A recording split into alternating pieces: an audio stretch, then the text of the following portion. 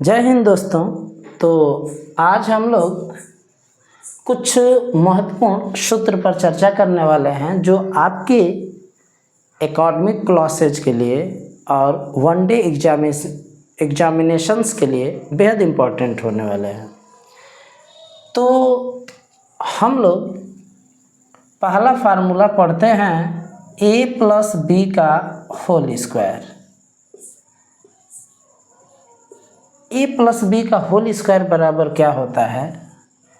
a square होता है plus b square plus 2ab।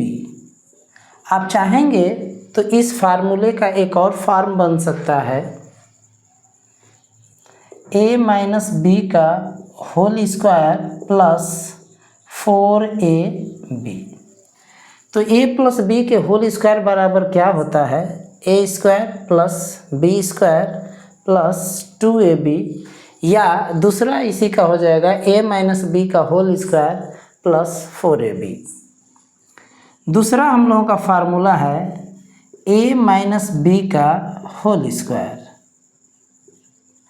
a minus B का whole square बराबर क्या हो जाएगा? a square plus b square minus 2ab हो जाएगा। चाहेंगे तो इसको हम a माइनस बी के होल स्क्वायर को a प्लस बी के होल स्क्वायर के रूप में भी हम लोग लिख सकते हैं, और ये फार्मूला हो जाएगा a प्लस बी का होल स्क्वायर माइनस 4ab। इसके बाद अगला हम लोग फार्मूला देखते हैं a square minus b square. a square minus b square बराबर क्या होता है? a माइनस बी पहले ब्रैकेट में होता है और दूसरे ब्रैकेट में होता है a प्लस बी। एक तरह से इसका ये फैक्टर होता है। a square minus b square बराबर a माइनस बी पहले कोष्ठक में और दूसरे कोष्ठक में क्या होता है? a plus B. अगला फार्मूला हम लोग देखते हैं a प्लस बी प्लस सी का होल स्क्वायर। ये हम लोगों का formula a plus B plus सी का होल स्क्वायर। तो ये फार्मूला बनेगा हम लोगों का a square plus b square plus c square plus 2ab plus 2bc plus 2ca। ये फार्मूला बनेगा हम लोगों का a प्लस बी प्लस सी का whole square. a square plus b square plus c square plus 2ab 2bc plus 2ca। अगला formula हम लोगों का होगा a square plus b square बराबर क्या हो सकता है?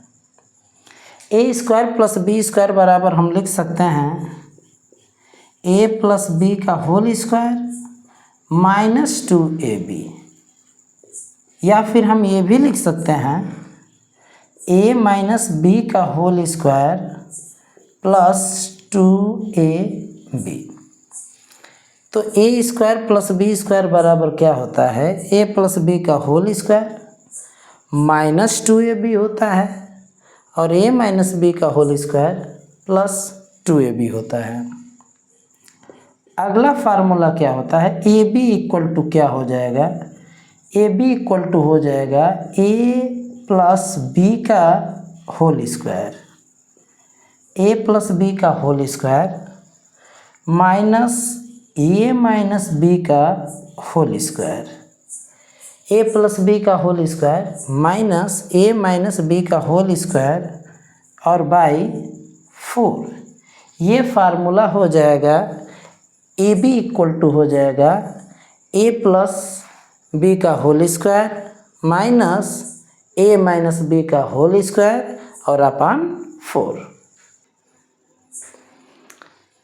तो हम लोग वर्ग संबंधी फार्मूले देख रहे थे। ये सभी फार्मूले वर्ग पर आधारित थे। अब हम लोग फार्मूले देखते हैं जो कि पदों के घन पर आधारित होंगे। तो पहला और बहुत इम्पोर्टेंट फार्मूला हम देखते हैं, a प्लस बी का whole cube. a plus B का होल क्यूब बराबर होता है a cube plus b cube plus 3ab in bracket a plus b. आप चाहेंगे तो इसका मल्टीप्लिकेशन करके भी बता सकते हैं। तो यदि मल्टीप्लिकेशन करके आप लिखना चाहें तो a cube plus b cube, इसका मल्टीप्लिकेशन करेंगे, मल्टीप्लाई करेंगे तो 3a² b और प्लस 3ab स्क्वायर। ऐसे ही अगला फार्मूला क्या हो जाएगा, क्यूब पर आधारित a माइनस बी का होल क्यूब। इसका फार्मूला क्या होता है, a cube minus b cube minus 3ab और कोष्टक में a माइनस बी। आप इसका मल्टीप्लाई करके यदि लिखना चाहें तो ये आ जाएगा a cube minus b cube minus 3a² b और प्लस 3ab स्क्वायर। ऐसे ही अगला फार्मूला क्या होता है, a cube plus b cube का। तो a cube plus b cube का फार्मूला होता है a प्लस बी का होल क्यूब माइनस 3ab और ब्रैकेट में a प्लस बी। ये फार्मूला होता है a प्लस बी का होल क्यूब इक्वल टू होता है a प्लस बी का होल क्यूब माइनस 3ab कोष्टक में a प्लस बी ब्रैकेट में। चाहेंगे तो इसको फैक्टर के रूप में भी आप लिख सकते हैं। इसका फैक्टर वाला फार्मूला होता है a प्लस बी और दूसरे ब्रैकेट में a² plus b² minus ab। ये दो फार्मूले होते हैं, इसका ये फैक्टर वाला फार्मूला है।